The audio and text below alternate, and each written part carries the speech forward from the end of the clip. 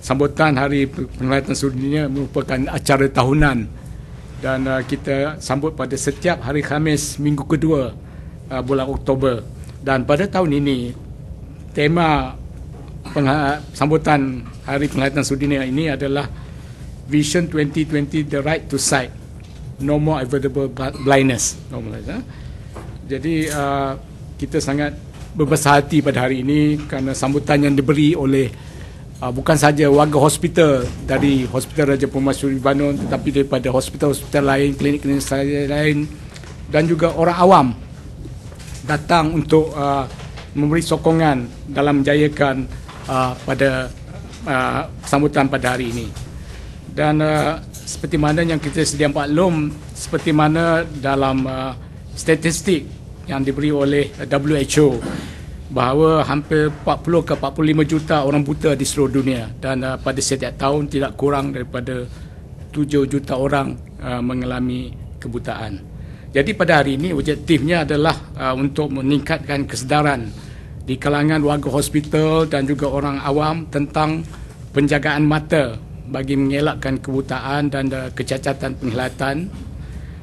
Yang kedua adalah mendidik masyarakat tentang pencegahan kebutaan ataupun kecacatan penglihatan, juga cara-cara untuk menjaga mata daripada menjadi buta, ya, buta.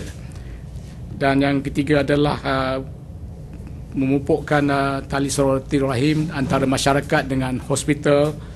Di samping itu kita akan memperkenalkan perkhidmatan yang disediakan oleh Jabatan Ophthalmology Hospital Raja Permaisuri Banon.